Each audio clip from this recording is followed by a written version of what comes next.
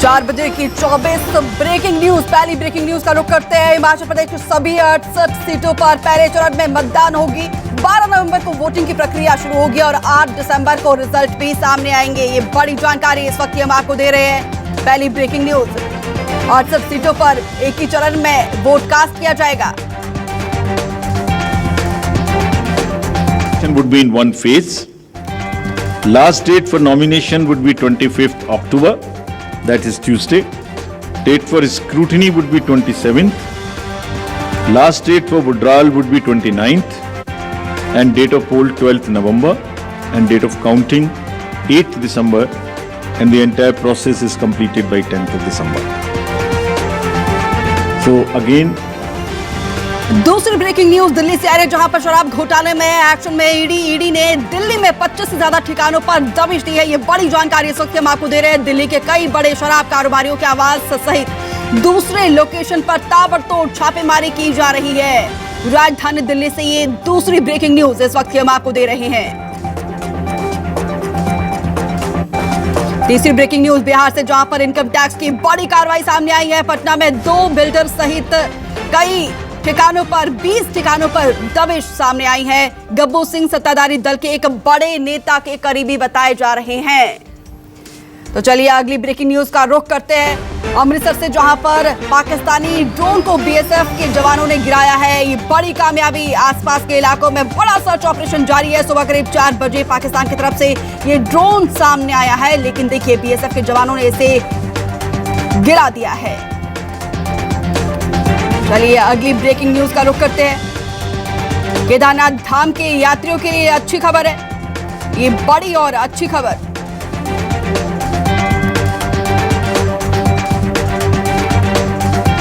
तो देखिए केदारनाथ धाम में आने वाले श्रद्धालुओं के लिए अच्छी खबर है। केदारनाथ धाम रामवाड़ा से गरुचट्टी के लिए रोपवे का रास्ता साफ हो गया है। रामवाड़ा से गरुचट्टी रोपवे प्रोजेक्ट को हरी झंडी मिली है। चलिए अगली ब्रेकिंग न्यूज का रुख करते हैं। ज्ञान व्यापी केस में ये बड़ा फैसला सामने आया है। शिवलिंग के कार्बन डेटिंग की मांग को खारिज कर दिया है। शिवलिंग की कार्बन डेटिंग नहीं होगी। हिंदू पक्ष को यहां पर एक बड़ा झटका लगा है। आज के फैसले का सभी को इंतजार था, लेकिन देखिए यहां पर हिंदू पक्ष को एक बड़ा झटका लगा है।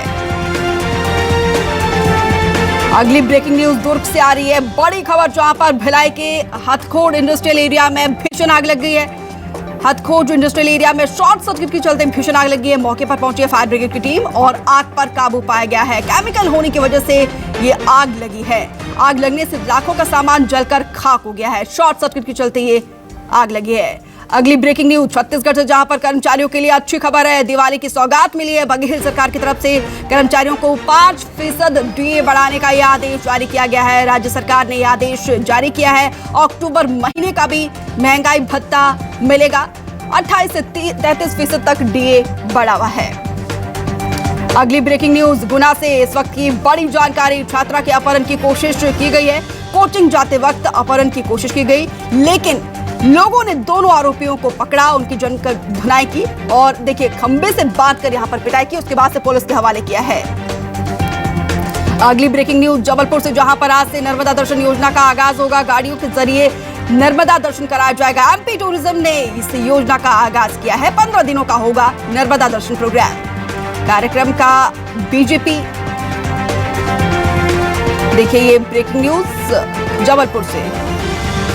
अगली ब्रेकिंग न्यूज भोपाल से, जहां पर सीएम शिवराज सिंह चौहान ने बदला है अपना ट्विटर का डीपी और कवर पेज। हिंदी में एमबीबीएस का लगाया है डीपी और कवर पेज। हिंदी में मेडिकल की पढ़ाई कराने वाला देश का पहला राज्य मध्य प्रदेश बना है। अमित शाह एमबीबीएस की हिंदी पुस्तकों का विमोचन करेंगे। 16 अक्टूबर को अमित शाह मध्य प्रदेश पहुंच रहे हैं और भोपाल के लाल परेड ग्राउंड में इस कार्यक्रम का भव्य आयोजन किया जाएगा। अगली ब्रेकिंग न्यूज भोपाल से, जहां पर विधायकों की खरीद फरोख्त के आरोप में विश्वास सारंग का पलटवार सामने आया है। मंत्री विश्वास सारंग ने नेता प्रतिपक्ष को खुली चुनौती दी है। अगर दम है तो उन विधायकों का नाम बताएं।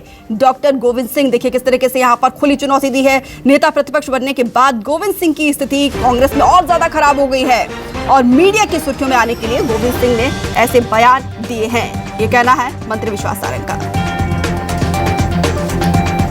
अगली ब्रेकिंग न्यूज का रुख करते हैं सरगुजा से, जहां पर महसूस किए गए भूकंप के झटके।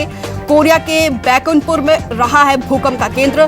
4.8 तीव्रता के भूकंप के झटके महसूस किए गए हैं। सुबह 5:28 पर भूकंप के झटके महसूस किए गए हैं। सरगुजा से जानकारी इस वक्त की हम आपको दे रहे हैं, जहां पर सुबह 5:28 पर भूकंप के झटके महसूस किए गए हैं। अगली ब्रेकिंग न्यूज का रुख करते हैं दिल्ली से आ रही है, जहां पर मॉस्को दिल्ली फ्लाइट में बम की सूचना मिलने से हड़कंप मच गया। बम की खबर मिलने से अफरा तफरी का माहौल और फ्लाइट को रनवे 29 पर उतारा गया। विमान की जांच जारी है। फ्लाइट में 386 यात्री और 16 क्रू मेंबर्स थे। अगली ब्रेकिंग न्यूज, अमेरिका में एक बार फिर ताबड़तोड़ फायरिंग। उत्तर कैरोलिना में बंदूकधारी ने की फायरिंग। गोलीबारी में कम से कम 5 लोगों की दुखद मौत हुई है। फायरिंग में कई लोगों के घायल होने की खबर भी सामने आई है। मारे गए लोगों में एक पुलिस अधिकारी भी शामिल है। एक बार फिर से देखिए किस तरीके से दैल उठाया अमेरिका। अगली ब्रेकिंग न्यूज भोपाल से, जहां पर नर्सिंग कॉलेज में फर्जीवाड़ा का मामला सामने आया है। कॉलेजों में अब सख्त हुआ है नर्सिंग काउंसलिंग। फैकल्टी और शिक्षक के लिए शपथ पत्र भरना होगा। एमपी नर्सिंग काउंसलिंग में भी पंजीयन किया जाना ये कंपल्सरी होगा और पोर्टल में पंजीयन नंबर डालते ही आएगी पूरी की पूरी जानकारी।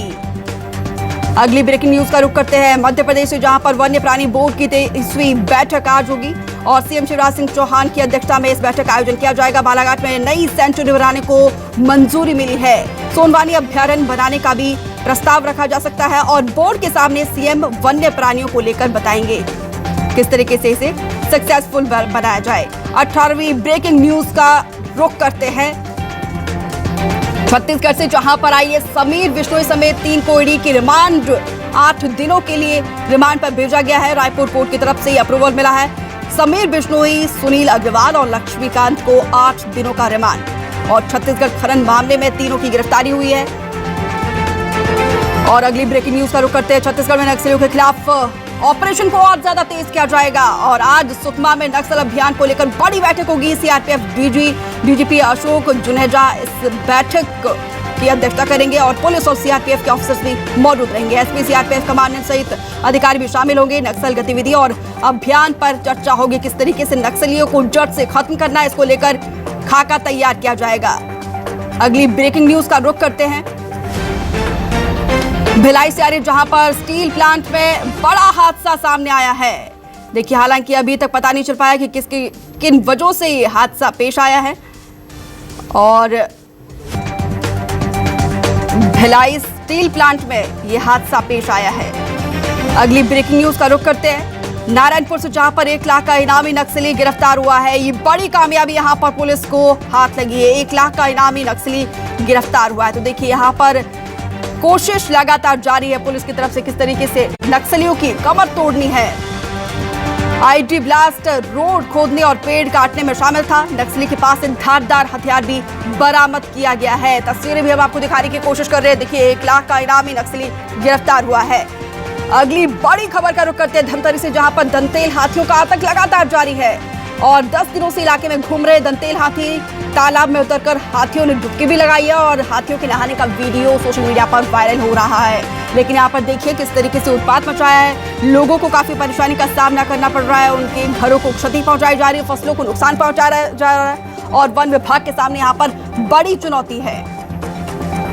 अगली ब्रेकिंग राजधानी रायपुर से, जहां पर 58% आरक्षण पर राज्यपाल अनुसुईया उइके का बड़ा बयान सामने आया है। कहा है कि आदिवासियों को 32% आरक्षण मिलना ही चाहिए। सरकार से मेरी इस विषय पर चर्चा हुई है। मैंने कहा है कि अगर विधानसभा में कोई कानून लाकर कुछ बदलाव हो सकता है तो सरकार उस पर जरूर विचार करे। इसका समाधान जल्द से जल्द होना चाहिए। जबकि दूसरे राज्यों में आरक्षण 58 से लेकर 68% तक बढ़ा है तो हमारे यहाँ पर क्यों नहीं है और सभी वर्गों को अधिकार के अनुरूप आरक्षण मिलना चाहिए। तो देखिए, यहाँ पर ये अच्छी पहल राज्यपाल अनुसुईया उइके की तरफ से और बड़ा बयान सामने आया है।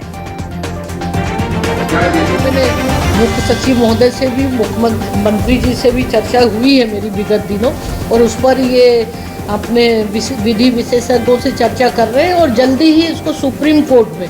और मैंने ये भी कहा कि अगर विधानसभा के माध्यम से भी अगर इसमें कुछ बिल या कुछ इस तरह का कानून लाकर भी अगर इसमें कुछ चेंज किया जा सकता है तो उस पर भी चर्चा करिए। ये हर तरीके से हम इसको कैसे इस समस्या का समाधान जल्दी से जल्दी हो सके ताकि उन लोगों को उनका अधिकार मिले। तो देखिए अगली ब्रेकिंग न्यूज का रुख करते हैं भोपाल से आ रहे, जहां पर उज्जैन नगरी को एक और बड़ी सौगात मिली है। महाकाल मंदिर तक 2 किलोमीटर लंबाई के रोपवे के टेंडर को मंजूरी मिली है। 209 करोड़ रुपए की लागत से बनेगा प्रोजेक्ट। उज्जैन आने वाले सभी शिव भक्तों को इससे मिलेगा बड़ा फायदा। उज्जैन रेलवे स्टेशन में महाकाल मंदिर तक का दूरी जो है सिर्फ 5 मिनट का रह जाएगा। जुलाई 2023 से इस निर्माण कार्य को शुरू किया जाएगा। रोपवे स्टेशन में फूड जोन, प्रतीक्षालय, शौचालय के साथ साथ पार्किंग की भी सुविधा होगी।